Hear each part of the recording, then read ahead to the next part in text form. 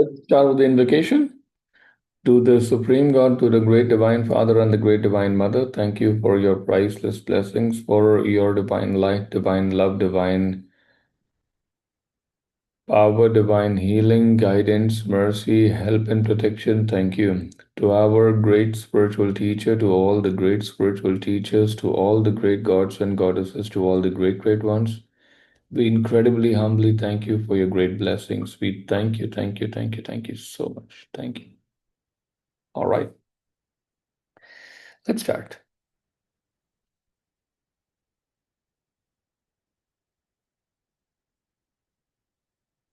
The last time I saw Maharajji was in Vrindavan.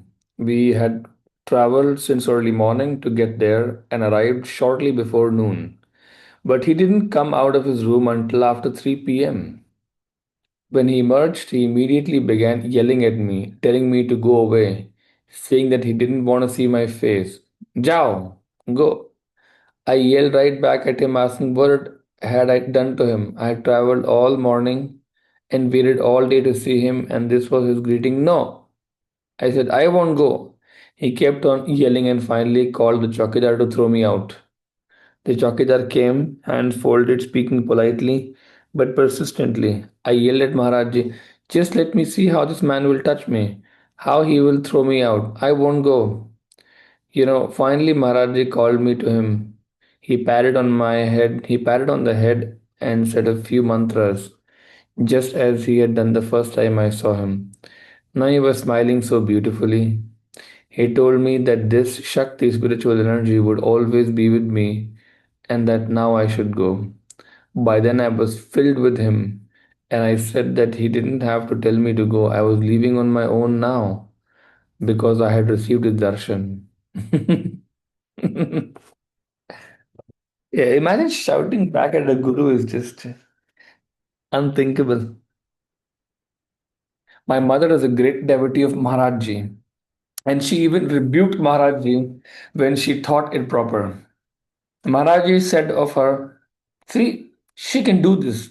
Only people with a pure heart can do such things. Then again, sometimes Maharaji rebuked her for coming. Oh, why have you come? You should go home. You've come without the permission of your son. I never knew who Maharaji was. Once when I wouldn't leave, Maharaji said, you have eaten my brain. Please go from here. Maharaji would insult me. Go away. I won't talk to you. I would reply, I won't go until my work is done.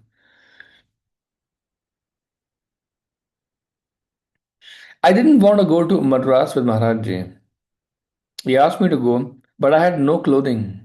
Maharaji said he was going, and I said I would only go to the station and say goodbye. So I went inside his railroad coach because I wanted to do pranam, but he just wouldn't talk to me. He turned away and wouldn't even look at me. I wouldn't get off, and after the train started, Maharaji began laughing. Then I had to go with him. Such a perfectly beautiful child. In those days, Maharaji never stayed too long in one place, seldom more than 2 or 3 days. So I wasn't able to get his darshan more than a few times. Then I left Kanpur for Calcutta for 20 years, where I was very busy and had no connection with Maharaji. When I returned to Kanpur, I remembered Maharaji, wondering where he was and growing annoyed at myself for not seeing him. I left my meals for 2 months. My wife asked me why was I angry, why I wouldn't eat grains, but I never told her the reason. I was deeply annoyed with myself. Once in Allahabad, a man asked that I have the darshan of a very good saint. Without knowing the saint's name, I was taken to Dada's house. Maharaji saw me and said, why have you not eaten your meals for 2 months? I replied, because I replied, why have you not given me darshan? I may be mad, but you are a saint. You shouldn't be mad. Like a child, I spoke very rudely to him. Someone asked me, are you going to have a fight with Maharajji? I said, yes, of course. Why shouldn't I fight? He's like my father, and I'm his son. Why shouldn't we fight? Don't interfere. Maharaji said, please don't interfere. He is my very old devotee. The people went away and Maharaji turned to me and said, now go home. I'll come to your house tomorrow morning and I'll take my meal there. I said, all right. When you take your meal at my place, only then will I start taking grains. If you don't come, I will not. Maharaji said, come tomorrow. I said, no, Maharaji. I have no reliance on your words. You tell me to come for you tomorrow, but you may not be here. Be here then. Then what will my position be? I won't go. I'll sleep tonight here on the veranda or on the grass. Maharaji said, no, there's no place for you to sleep here. I said, it doesn't matter, Maharaji. I'll sleep outside the gate on the public road with one or two bricks for a pillow. Then in the morning, I'll catch hold of you. Maharaji said, oh no, you must rely on me. I'll definitely go with you. You go. Maharaji insisted, giving me his firm word. Then sent someone after me to drive me home. This man asked me to wait for half an hour. I sat down. Several people who had overheard my discussion with Maharaji told me that Maharaji often gives a blank check that is never cashed. He may or may not come. I told them that I would come the following morning, and if Maharaji didn't come with me, I would take the oath that I would not even drink water until he came. As I was saying this, Maharaji immediately came from inside. Wait, wait, I'll go with you just now. We climbed in two cars and drove to my house, arriving at about 11 at night. No fresh food was available, but Maharaji ate the leftovers from the dinner, taking a little of whatever was offered. He said, I've taken, now you eat. Start eating grains and don't fast. Then he left. This is the story of Maharaji's blessing upon me. By and by it increased. Often the quality of the play between Maharaji and devotees was truly childlike. Maharaji would plead with me like a spoiled child, "O Ma, please sing bhajan, devotional song." He would quote the song, a well without water, a cow without milk, a temple without a lamp, so is a man without bhajan. Wow.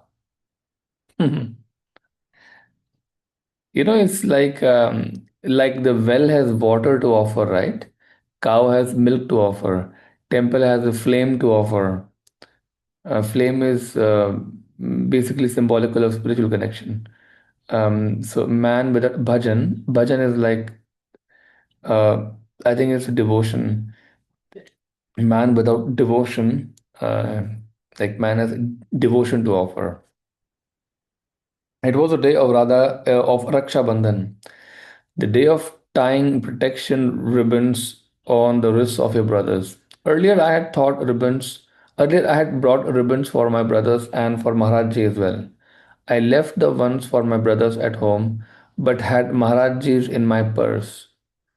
I never spent this day with Maharajji, and I very much wanted to tie the ribbon around his wrist, but I felt shy doing it in front of so many people. And when we were alone for a moment, he let me tie it on his wrist. Just then, someone came into the room, and Maharajji said to him very shyly, Mother is tying the Raksha Bandhan. How beautiful. Wow. Maharajji had been in his room all morning, giving darshan to many people. After many hours, Dada whispered to Maharajji, as a father to a child, Come, Maharajji, you've been in here all morning and have never once gone to urinate. Maharajji put the blame squarely on Dada's shoulders. It's all your fault. You didn't remind me.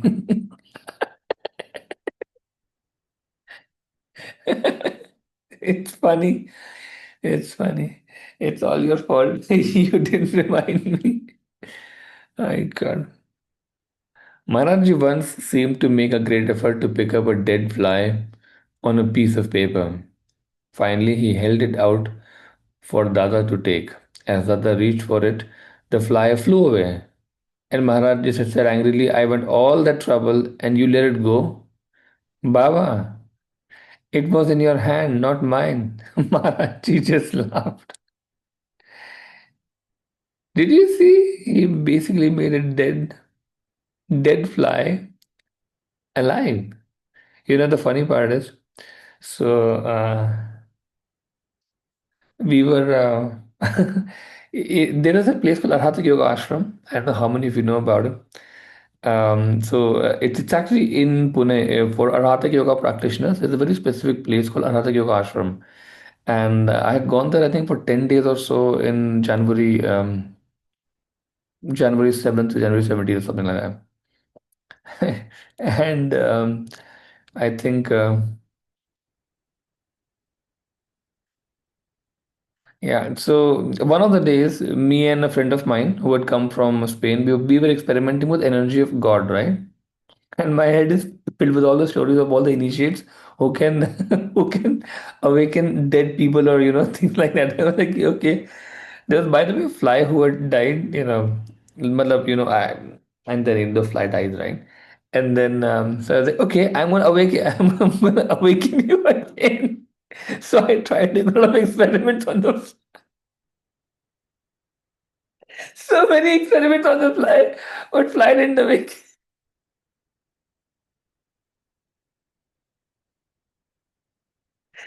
That was actually really funny. I told my wife who was in the same room, you know what? She'll actually fly. He or she'll actually didn't fly at all.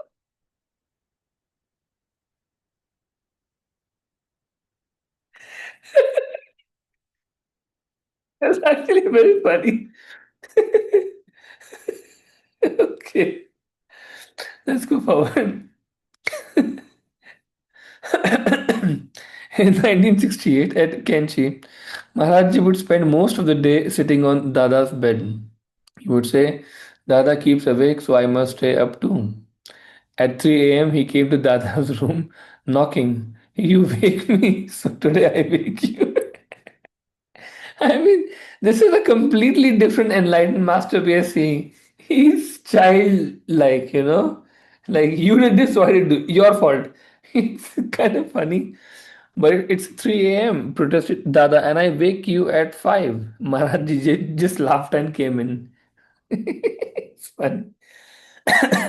Once the mass came to Maharajji saying, Maharajji, come take your bath. Go away, he replied. I don't want to. Come, KK. We'll go to Vrindavan. Hmm? I don't know what is KK. Somebody maybe. Take your bath. Hmm. Maharajji was lying down, sick with a cold. Mrs. Soni, who had never seen him lying sick like that, rubbed his feet and said, "Oh Maharaj, your feet are so cold. Are they, Ma?" He was like a little child. It was a new moon, which is auspicious to see. So just as one would with a child, she said, Maharaj, come to the door and look at the new moon, and you'll be better. Will I, Ma? She helped him to the door, coaxing him. Ma, I don't see it. There it is. Where, Ma? Oh, finally, I see it. Then she said, now you'll be better tomorrow. She helped him back to bed, and the next day he was better. I think sometimes like the great teacher takes a role of a child for the lady who feels motherly affection. Takes a role of a father who for a person who feels like a rebel teen. Takes that role and in completely immerses himself inside that role completely, which is probably why like but he's a teacher who is like that. Not every teacher is like that. The teachers choose to be the way they choose to be. For example, in the previous book we read, Paramahamsa Ramakrishna, he would also immerse himself inside the role of a monkey, inside the role of a female, inside the role of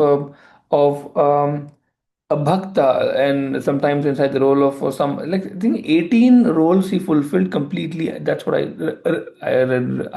remember.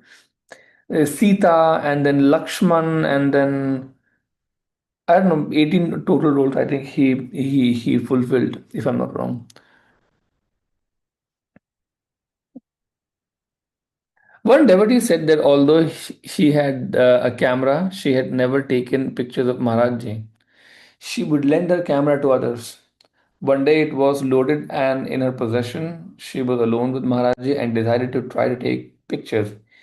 He tried to pull my leg, posing this way and that, turning his head to the right, the left. pretending to meditate. It was such fun. She pointed out several photographs of Maharajji now on the ashram walls, which were taken at the time. Wow, ashram. I think I should go there as well. It seems like a good place, yeah. Wow. Only we were allowed to be with him at all times, while he was eating, bathing, or going to latrine.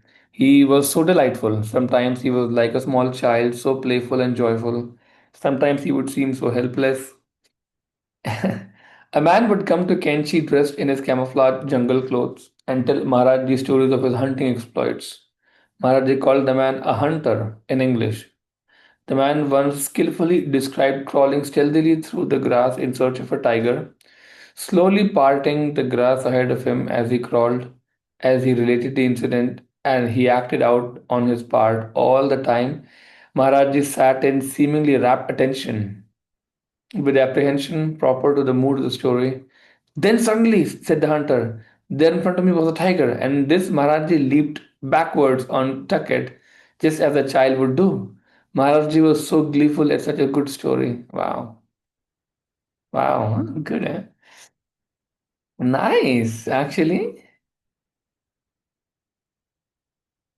I don't know. I think probably Kenchi, the same temple, is maybe now an ashram, I guess. I don't know exactly.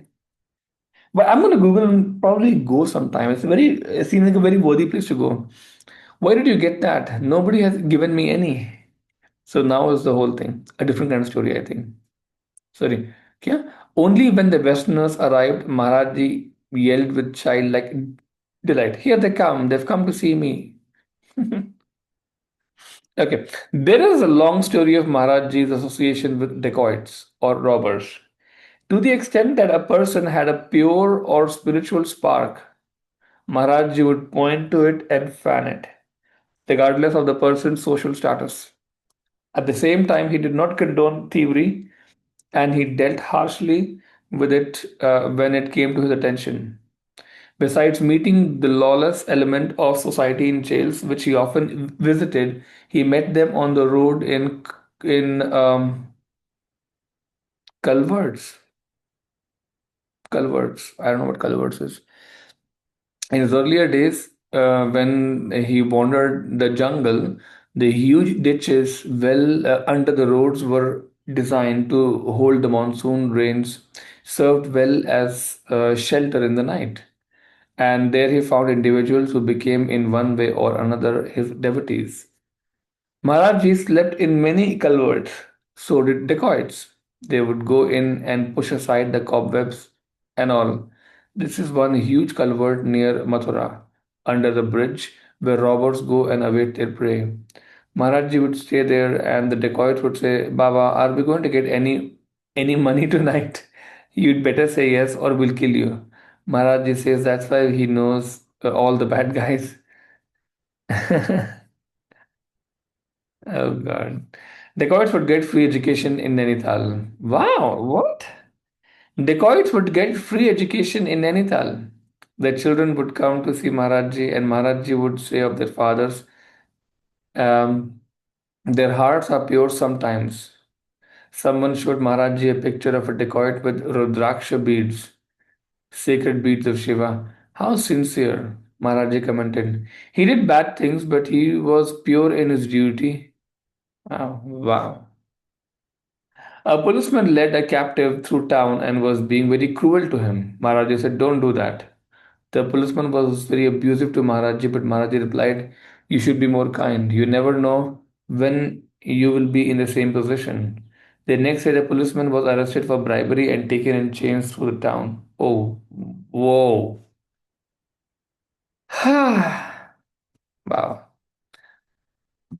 Maharaji was visiting a jail during Ram Lila, a festival during which the Ramayana is enacted daily, and the inmates were acting out of Ramayana, dressed in appropriate costumes. The jail superintendent was arrogantly telling Maharaji who was in prison for what and for how long, even while the inmates were enacting characters from Ramayana. The superintendent's old father came and Maharaji had him do arti to the fellow who was playing Ram and also touched his feet. This humbled the superintendent. Wow, see, the superintendent's old father came and Maharajji asked the superintendent's father to do arti to the fellow who was playing Ram and also touched his feet. This humbled the superintendent. By the way, the person who was playing Ram was a inmate, मतलब कैदी था jail का.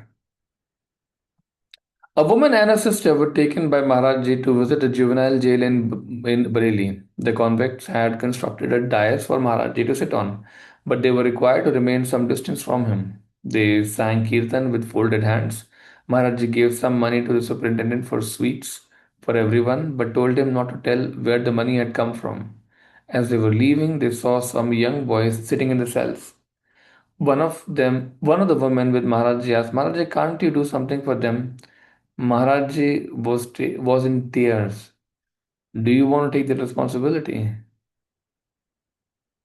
अच्छा juvenile jail मतलब young boys obviously. Were taken by Maharajji by Maharajji to the juvenile jail.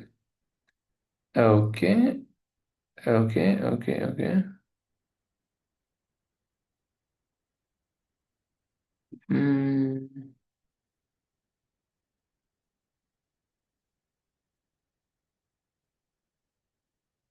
So I don't understand what does it mean eventually like story में क्या connection है इसका? I don't understand it.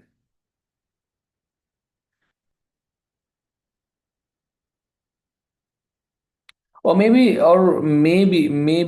possibly that he says, "Ki, why don't you take the responsibility of doing something for them?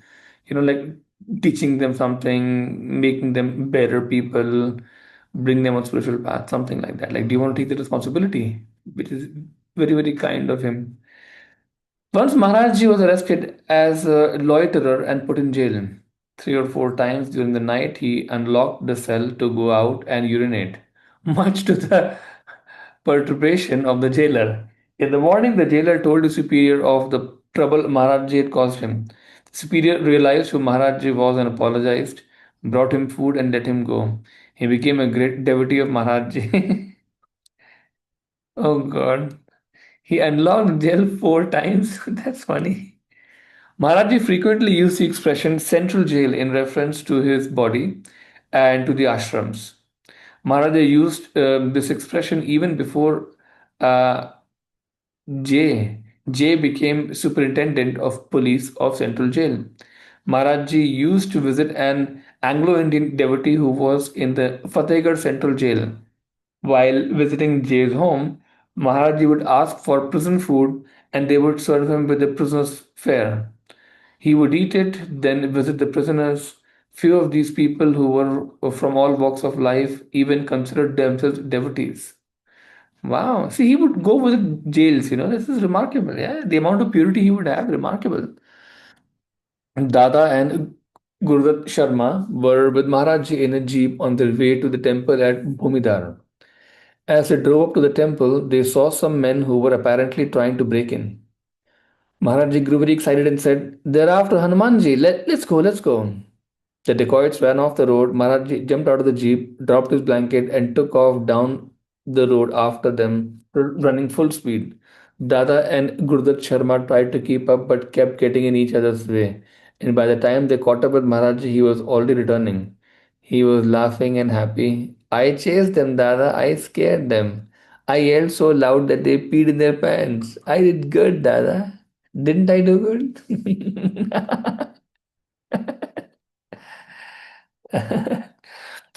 Once an inspector who had been accused of taking a bribe, the central excise commissioner and Maharajji were sitting together.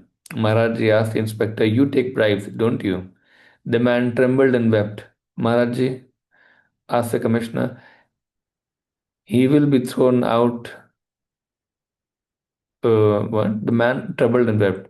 Maharajji asked the commissioner, "He will be thrown out and go to jail."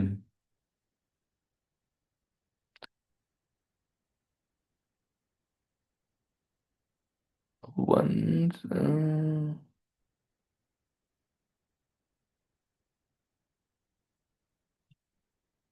Okay. Yeah, so there were three people sitting together: an inspector who'd been accused of taking the bribe, central commissioner, a second person, and Maharajji. Maharajji asked the inspector, the younger inspector, "You take bribes, don't you?" The man trembled and wept.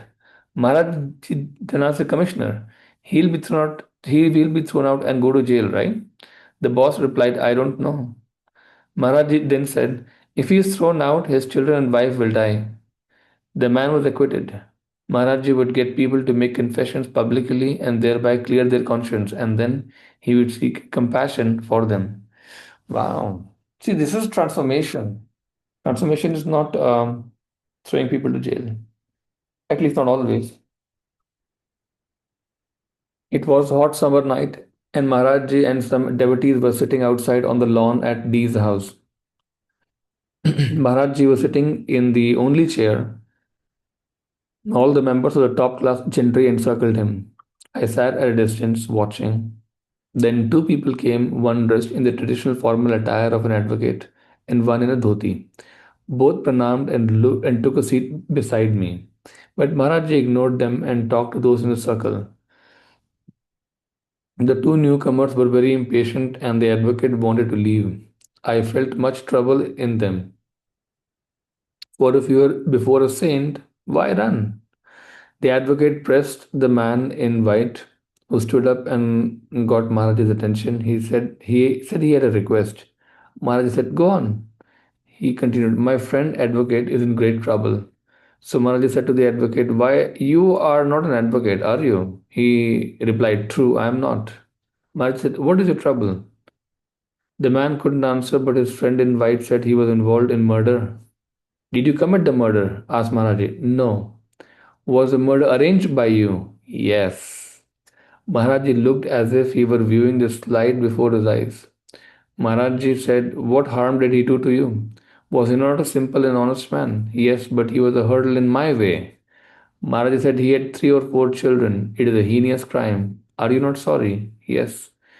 "You will not do it again in your life?" "No." "Now you can go," said Maharaji. In the man in the dhoti asked, "Will he be acquitted?" Maharaji said, "Yes, he will be pardoned." Maharaji said to the murderer, "Think of the man's wife and helpless children. Who will look after them?" The man was trembling. "Look after the children," Maharaji continued, "and help them, and you will realize later what you have done." The judge for the case had already written a decision, but late at night he got up and changed the judgment to acquittal. मतलब ये है कि महाराज जी basically didn't just say कि okay you will be acquitted. He basically made arrangement कि जिनके पापा मतलब मरे हैं या जिनका हस्बैंड मरा है उनका भी ध्यान रखो. That's your responsibility now. That is a very wise thing to do. See, we don't think on all these lines. This is the problem actually. But a great teacher sees the whole picture. उसको jail में लगे कोई फायदा नहीं है. ये तो वैसे भी जाएंगे, सब जाएंगे. Instead, okay, you are acquitted. Don't do this again, but also take care of, like, take responsibility of what you've done. Remarkable. And by the way, when a great teacher says, the judge got up and changed the judgment. Wow. During Maharajji's absence, a number of bags of cement were stolen the Vrindavan ashram. I think that is the one. Vrindavan ashram. Yeah, the one ashram. As soon as he returned, he called for the gardener. "How many bags of cement did you steal?" "No, Maharajji, I didn't take them." "Tell me," Maharajji continued, "how much money did you get for them?" "Nothing." Maharajji stood up and slapped the gardener on the face so hard that he fell to the ground. Then Maharajji walked away, leaving him there. 5 minutes later, Maharaji inquired of others, "How is he now? Call him." The gardener again came before Maharaji. "Did you steal them? How many rupees?" The gardener confessed and said that he had received rupees 250 for the cement. Maharaji turned to the man in charge of the ashram account and said, Go give him another 250 rupees, and now go." मतलब उसको और 250 दे दो और gardener को बोला कि जाओ. The gardener was fired and sent away. Sometime later, he returned and touched Maharaji's feet and begged to have his old job back again. Maharaji said, "You've come back. This time I'll put you in central jail." The gardener was sent to the Lucknow temple. where Malhotra, a retired prison official, was the manager. See, with people like this, no, who have tendency to steal and stuff, you need a stricter person. So maybe Maharaji did the right thing. But he was still kind. He gave him 250 rupees. It wasn't less. He gave him still good amount of money and said, now you go. A policeman and a dacoit were both visiting Maharaji. Each was massaging a leg. Oh, wow. Maharaji said to the dacoit, there's a bounty out for you, and anyone who brings you in gets reward. Isn't that true? I don't know. I don't know, Maharaji, the dacoit replied. Then Maharaji turned to the policeman. Do you recognize him? No, Maharaji. Such was his play. Oh, God. Both the police and men and the dacoit at the same time were massaging his feet, one leg each. And Maharaj is openly saying there's a bounty out for you, and anyone who brings you in gets a reward. Isn't that true? He says, I don't know, Maharaj. Of course, the dacoit wouldn't know. And then Maharaj to the policeman says, do you recognize him? He says, no, Maharaj. Wow. This is a completely, see, Rameshwar Das, Ram Das, Rameshwar Das, I think. Subtle as a path of love, page number 99. When Maharajji gave one American devotee the name of Chaitanya Mahaprabhu, he told him that his name meant consciousness of God. Chaitanya consciousness, Mahaprabhu is God. Consciousness of God within the heart. Later, Chaitanya wrote a poem that delicately suggests the precious moments and feelings we shared in Maharajji's presence. The poem goes like this. You move through woods before you reach the temple and cross a flowering stream. Gentle, so gentle. Perhaps he is there, perhaps not. Either way, you're sure of sweets and other nourishment that promises so much. And like your dreams, not even sleep is required. All is provided free. The only limitation is doubt, nothing else. For here, there is no need of you. You are free to come and go, free to see. All that was once relation wander in a place beyond your expectation. How can anyone describe what happened? I never asked any questions, didn't relax. It's not as if I suddenly became a child. When others sang, I'd catch my hands and watch. If you asked, I'd have to say, nothing happened, nothing at all. I don't know how much was prepared before I came. He merely looked at me like the wind was everywhere, suddenly everything. He was the edge of cliffs, biting me to leap, the leap itself, its river sound and rock space. Fear he was, and longing, the hesitation, trust, the standing still. And no matter where I fall, he holds me. True, it's strange to inhabit the earth so lightly, to have one's proper name drop away, like a leaf you hid behind, to have a new name tremble awkwardly over your lips, to find the voice behind the lips suddenly singing. It's hard being dead at first, when the world no longer seems strong enough to hold you, and you know to hold the time, what day it is, his name. He is tender with you then, and all doors are open to you. He lets you go on wishing your own wishes. Nothing is required. You are free to test your world like a broken toy against his playful emptiness. Perhaps this is all you need, a contrast with your world. Some sweets, a place to be, a show to watch, enough. To be no longer who you used to be, enough. But subtle is the path of love. No question, no answers, and no questions.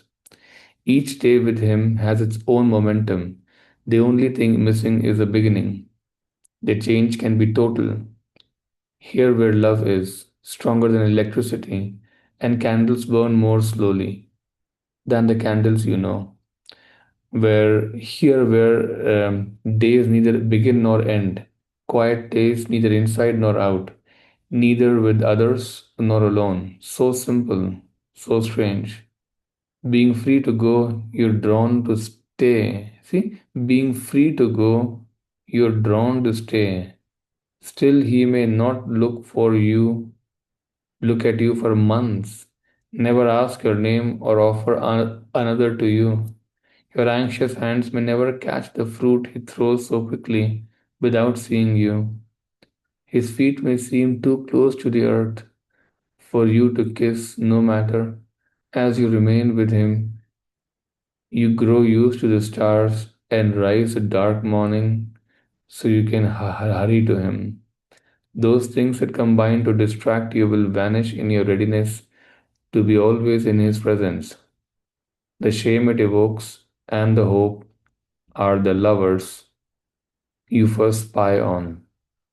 He lets you watch them create each other while he just lives there in such sweetness that their differences commingle in his light.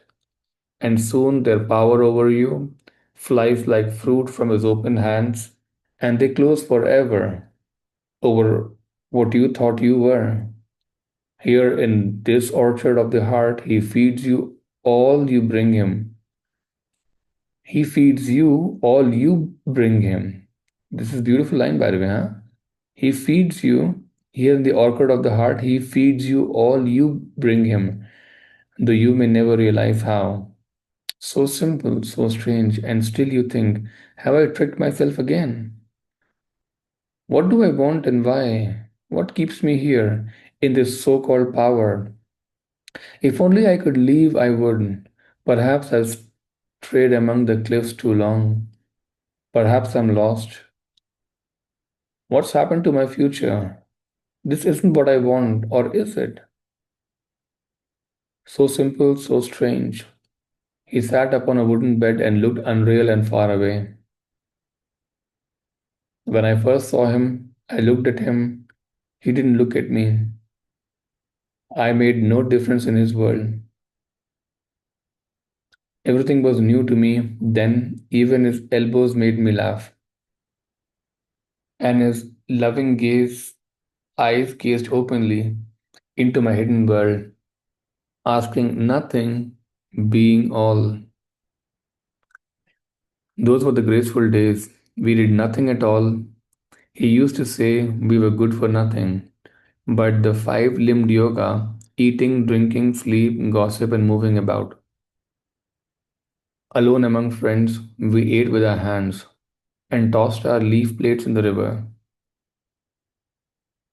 How like himself he was, opening doors, sitting where he sat, walking here and there, saying what he pleased, laughing when he laughed, and we laughed with him, letting all distinctions like the future, which before had moved so restlessly ahead, conform to the fold of his blanket. So much is being with him, his presence being all. Don't throw anyone out of your heart, he said. Love people and feed them. Powerful line. Don't throw anyone out of your heart. Love people and feed them. So simple, so strange.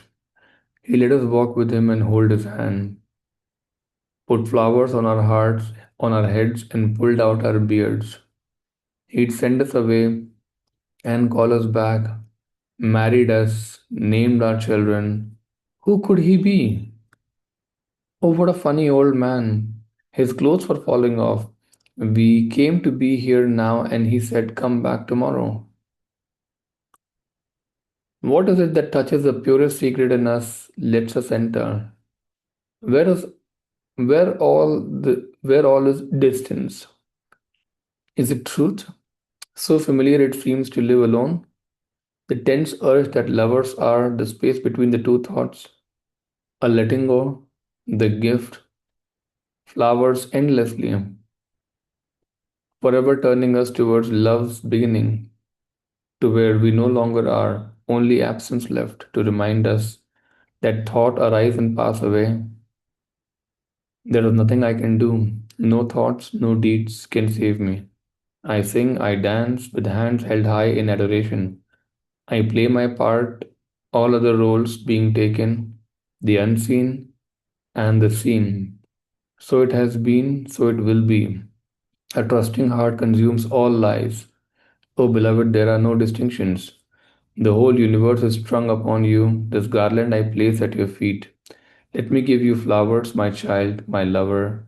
You cold, old stone, monkey man. There is nothing I can do to touch you. Still, I will. Brother among brothers, sister, father, friend. Why pull your blanket from my hands? To help me is such a trifling matter. The pain is too much to bear. But I bear it. I bear all, there is nothing else. Let me give you flowers. Forever let my love be unfulfilled.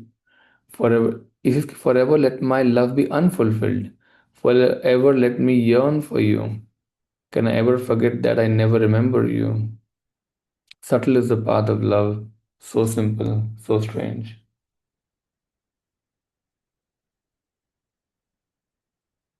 Faith, no fear. Page number 109. 10 pages ka poem tha, my God. All the colorful melodrama that transpired wherever Maharajji went, all the various ways the devotees thought of and reacted to Maharajji and his many faces in response, the anger and abuse, the chiding, the tenderness, all of this filled the time and space when we were around him, and yet we knew that this was a part, but not the essence of the relationship. It was not the acts or words or opinions, but something far more subtle that Maharajji was transmitting to us. It was deep within ourselves that Maharajji was gently transforming us. Wow, there was no aspect of life that was not touched by him. You could go to Maharajji filled with many problems. You'd sit with him a while and they would all be solved. क्या बात है. By the way, it is also said by Lord Buddha that most of your problems are arising from the state of your mind, the way your mind is, right? He advises us to meditate very often and very frequently so that as the mind becomes more and more still, the problems will seem to not that problems will go away from your life, but them seeming as problems will go away, which means you'd be able to see very clearly and you know exactly what to do to solve the situation. And the problem, apparent problem, will dissolve because the mind is very clear. And this is what I think all of us, by the way, including our family members, our children, everyone needs to meditate. A simple meditation is breath meditation, anapanasati. Allow the breaths to come in, allow the breaths to go out, breaths to come in, breaths to go out. Just that is good. But be the watcher of the breath. Don't engage in breathing. It's one of the most powerful exercises and very, very hard to do also, by the way. And, you know, something that is, I would very honestly say, please try to teach your children also. Your children, your parents, everybody. Huh? He would create an entire situation just to teach you. He never gave lectures or taught from scriptures, but he taught through incidents and situations. Maharajji guided us on all levels, spiritual, mental, and material. He gave instructions on how to raise children and in being a good marriage partner and in business. But these were not specific rules or instructions. He guided by changing the heart, which means heart basically means, I think, your motives. I think that's what he means by transforming your motives. Now, Ramdas says, I was invited by a group of high powered folks at Isalin to join them in studying with a Sufi teacher in South America. I was very uncertain about the whole matter. So I wrote to KK in India and asked him to find out from Maharaji whether I should go to Chile for these studies. Then the answer came back from KK. Maharaji says that you can go and study with a Sufi saint if you desire. As I read the letter, something happened in my heart, and I suddenly felt absolutely certain that I didn't want to go. And so I didn't. On my next visit to India, when discussing this letter with KK, he told me when I asked Maharaja, he said, if he wishes, let him go. And then he said, why would he want to go? But then quickly he added, don't write that last part in the letter. Oh, wow. Oh, wow. See, this is amazing. This is amazing. It was at this deeper level that we felt Maharajji to be the shepherd and ourselves to be the part of the flock. Through this unspoken process, we developed faith where previously there had been fear. Our faith was that in the midst of the changing uncertainties of the universe, if we kept Maharajji in our hearts, if we just stayed under his blanket in trust, then it would be all right. Devotees who had been with Maharajji for many years often reflected a fearlessness in the manner in which they lived, as a result of their faith in this protection. Some he specifically taught to be fearless. Maharajji once called me over and said, Ramdas, you are to fear nothing. Ramdas, you are to fear nothing. Once, when my finances were in disarray, Maharajji came to my place and said I should not have anxiety. I said to him, I wasn't calling for any anxiety, though I was indeed anxious. No, no, no, no, no. You should not have any anxiety. It is strange. I'm still that same person, but even in a crisis, I feel it will be set right sooner or later. Maharajji does it. I have no anxiety. My wife says, you are completely changed. Even serious matters you take lightly.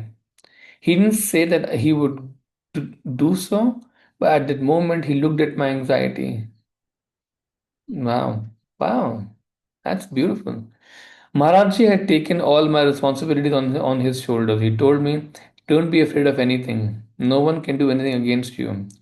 When he was physically before us, um, we were not so courageous, but now I am more courageous day by day. Now his power is working. Now I see him in dreams, but only for a moment. I have faith that he is working for his devotees. KK had much fear, suppression of the soul.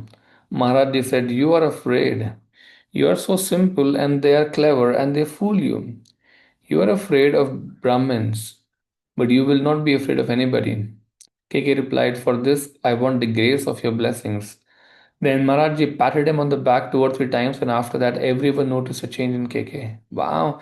I'd love to know what he did. Wow. I hope someday we can replicate this also. That is more important, no? One time I was reported to the officials for packing underweight fruit boxes. I was innocent, but the charge had me worried. Maharajji chastised me. Coward. Never be a coward. Be brave. Coward. Why do you fear?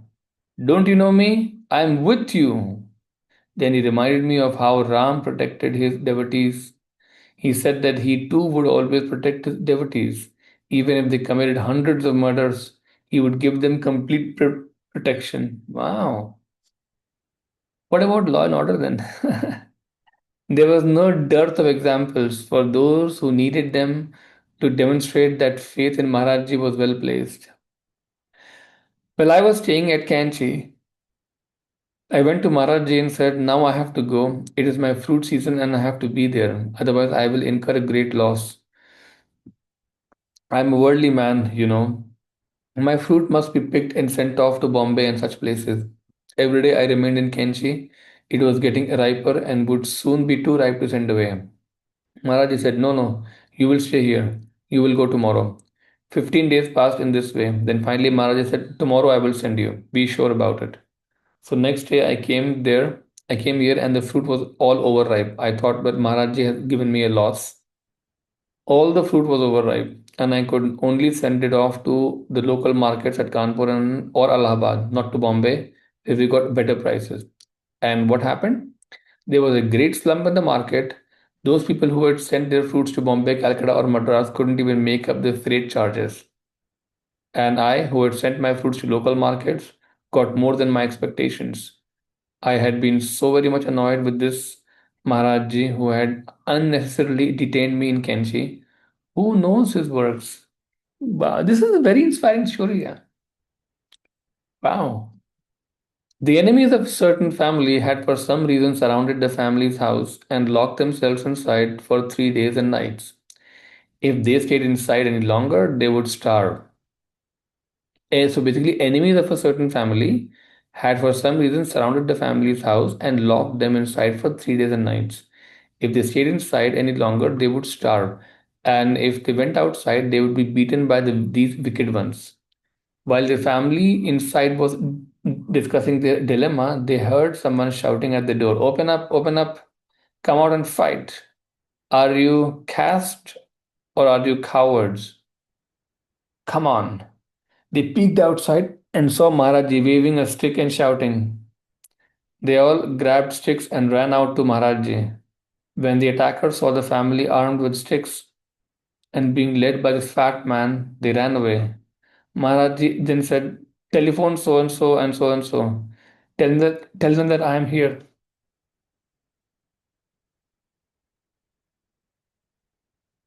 Within half an hour, police generals and government ministers were sitting in the living room of the man's house. Thereafter, the attacks on the family ceased. Wow. God has his own ways, man. That's amazing. A man's 8-month-old child was standing on a 30-foot balcony. Wow. A servant and the child's brother were playing with a kite when the child fell to the marble floor 30 feet below.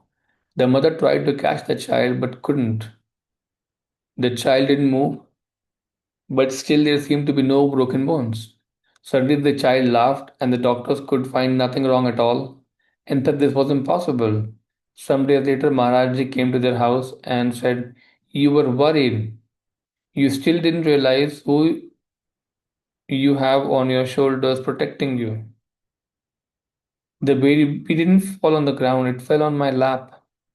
Wow. Wow. Wow. Wow. While in Madras, one day, Maharaji said, I want to show my eyes to a good doctor. Who is a good doctor here? I told him that there was a specialist nearby. Maharaji said, all right, I'll show my eyes to him. That evening, I found that this doctor was out of town, so I fixed an appointment with another specialist for 10:30 in the morning. When I explained the situation to Maharaji, he asked who the other doctor was. And when I told him his name, Maharaji said, no, no, no. I want to see the first doctor, not this one. Maharaji told me to come to him after 3 days. This was a long time and I was impatient. After 2 days, the first doctor had returned, so I made an appointment for Maharaji. I went immediately to Dharamshala hostel to tell him, but Maharaji's luggage was just being carried out. When I told him the doctor had come, he laughed and said, today I'm going to Rameshwaram. He refused to let me accompany him. Nearly a month later, on my way to Bombay, I broke my spectacles. A specialist there made new spectacles for me, but within 5 minutes of putting them on, I got a serious headache. The specialist checked everything and said they were all right, but it would take a few days to get used to them. I returned to Madras, but I still couldn't put on those specs for more than a few moments. I decided to show them to a specialist in Madras and wondered which one should I go for, the first doctor or the second.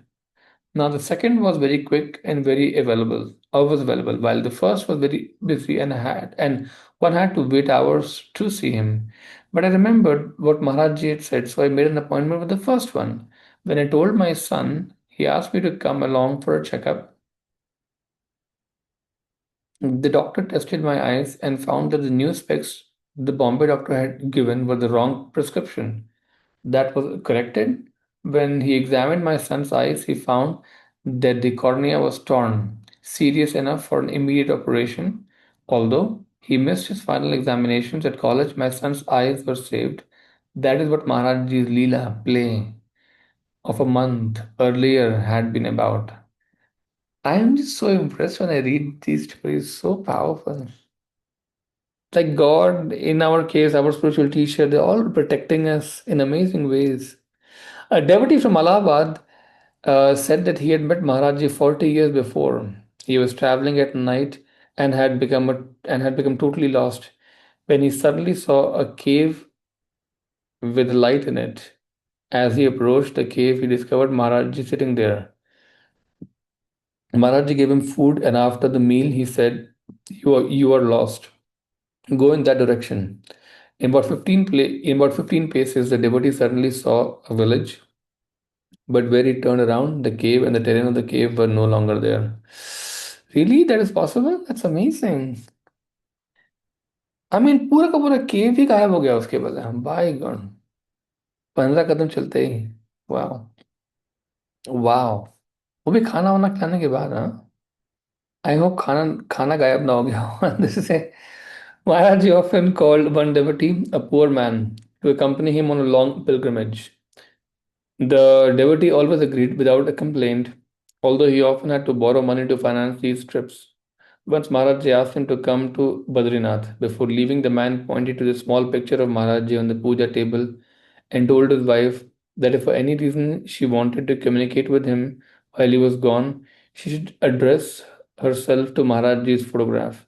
Since the two would be together a few days later, high in the Himalayas, Maharaj suddenly turned to the devotee and said, "Why have you come here?" The devotee replied that he had come at Maharaj's request. Maharaj said, "At your home, there is no dal, no flour, no nothing. Your wife is very worried because there is nothing to eat, and you are far away. You should have at least provided bread for them to eat." But Maharaj's presence had an intoxicating effect upon people. Their worries vanished, and they felt that he was taking care of everything for the best. Half an hour after he had berated the devotee for leaving his wife without food, Maharaj shouted out, "Food has come, they have got food. The Kashmiri mother gave it to them. Don't worry." See, this is also something, no? He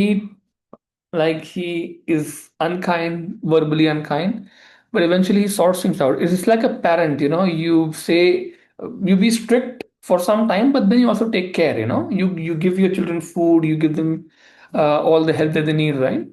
When he returned, the devotee questioned his wife. She said that when the food had finally run out, she had gone to Maharaj's picture and told him that there was no more food in the house. Within a few minutes, a rich neighbor who treated her like a daughter came to the house with bags of flour, rice, dal, and so forth.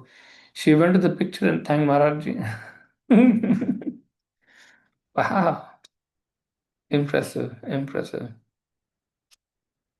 Let's read. Wow, what happened?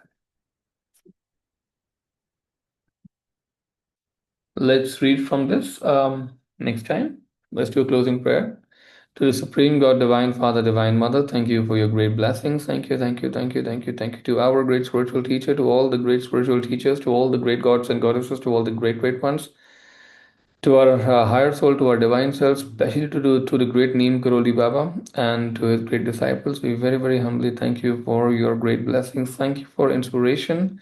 Thank you for motivation. Thank you for giving us your blessings of prosperity, of abundance, of a greater purpose in life. Thank you, thank you, thank you, thank you, thank you so much. Thank you. Everyone, see you next Saturday, I think. Yeah. Take care. God bless all of you. Bye bye.